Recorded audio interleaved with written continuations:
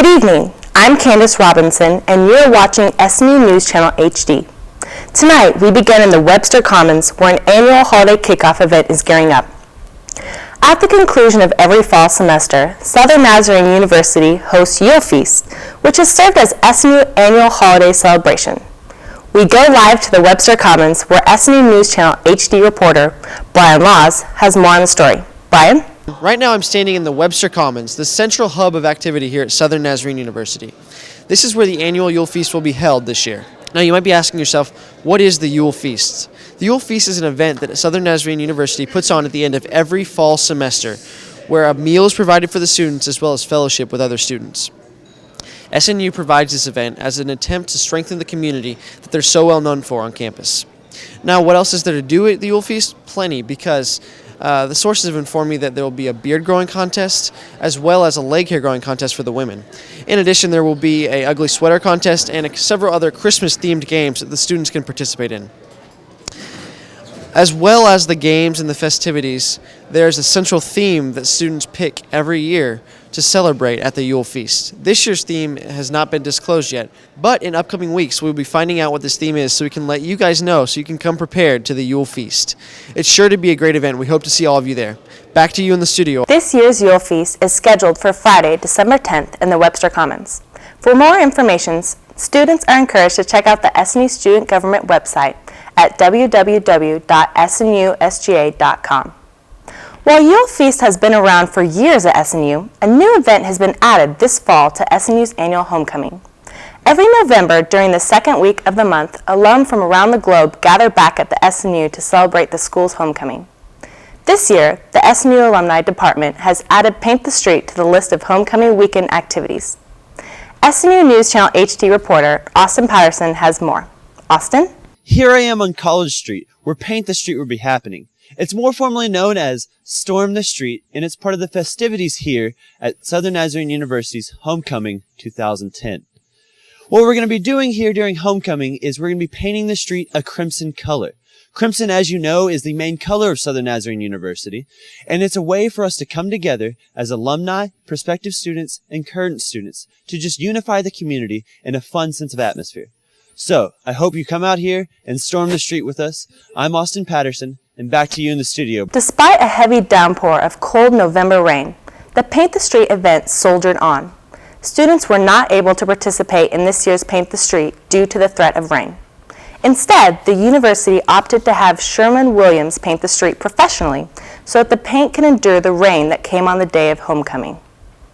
Coming up next on SNU News Channel HD, an SNU monument endures some student fun. Also, later in sports, SNU football and basketball both have a successful homecoming weekend. All that when we return to SNU News Channel HD. Welcome back to SNU News Channel HD. I am Brian Laws. Nearly a decade ago, SNU celebrated its 100th anniversary as a university. As a part of that celebration, the school constructed a monument in front of the Webster Commons. This monument, known as the School Fountain, has become a beacon for the SNU community. But, as SNU News Channel HD reporter Foster Biggers explains, the fountain has also become a target for some clever pranksters on campus. Foster Biggers is live outside the Webster Commons with more. Foster? Today I'm on the campus of Southern Nazarene University where the fountain behind me, usually a fountain of unity, the central of the campus, has been turned into something much worse than that. It has now become the central heart of vandalization on this campus. Food, candy, coins, and other things have been found in this fountain these past couple months, and SNU security is left with nothing but questions. Ever since SNU's founding in 1899, SNU's fountain was actually placed in the middle of historic Route 66 until 1969, when it was moved to the heart of SNU's campus. But that is when terror started striking the fountain. Brian Poff is SNU's head of security for over 30 years and has completely dedicated his life to trying to stop these crimes. Now we're here with head security guard for SNU, Brian Poff, to talk about all the vandalization that the fountain has occurred. Brian, what can you tell us about all the vandalization that's gone on here? Well, most of this stuff is just, classic vandalizing the fountain scenario. We have, throwing fruit in the fountain: feces, garbage and or rubbish. We have dye, soap, bodies. I mean, really just pretty much your standard, your fountain trashing things. Yeah. That's interesting. How many years has this been occurring? That you've seen all of this since you've been here, pretty much. First off, how many years have you been here? About 30 years. And so, in your 30 years, what is the most reoccurring thing that you've seen in the fountain? Well, there's a lot of food, but there's also a lot of soap. And I don't understand it because I hate showering. So what have we learned here today about this fountain that stands behind me here at Southern Nazarene University?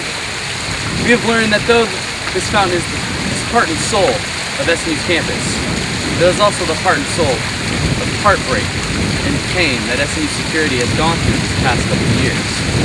For SNU News, I'm Foster Biggers. While placing items in and around the fountain has become a bit of a student tradition, the SNU Security Office did want to make the point to tell students that any pranks pertaining to the fountain will be treated as an act of vandalism.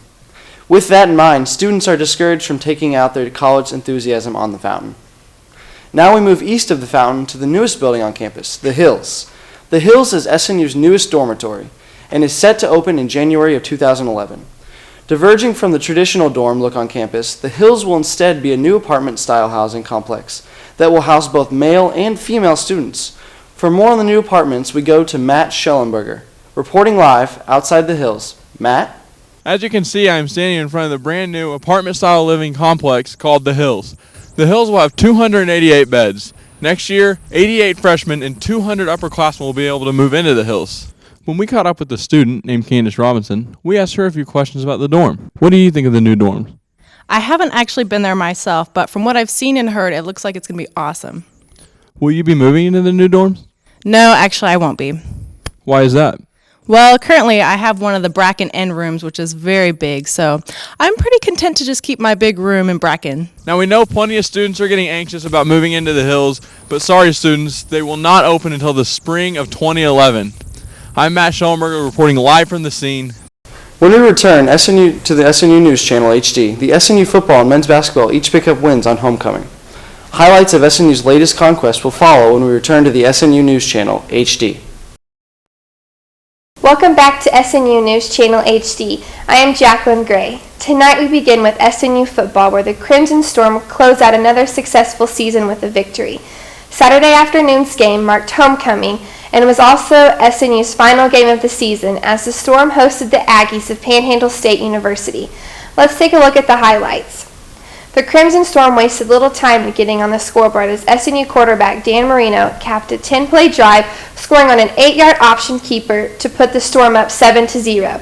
SNU tacked on 35 points total for the game, and the Storm defense swarmed the Aggies, forcing 3 turnovers as SNU went on to win by the final score of 35-3.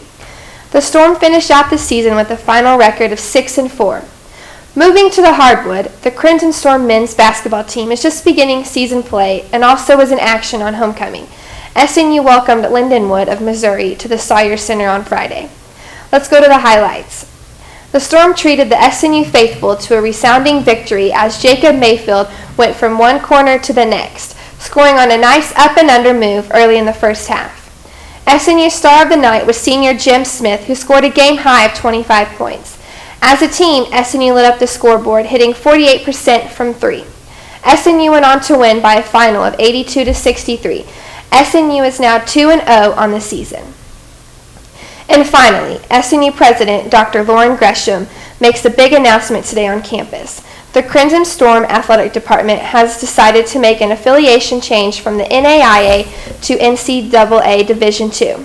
Let's take a look at today's video.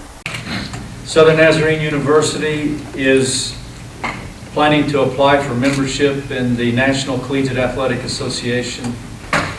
After more than a year of considering options for the future of SNU athletics, the administration has decided to make application for membership in the NCAA Division II.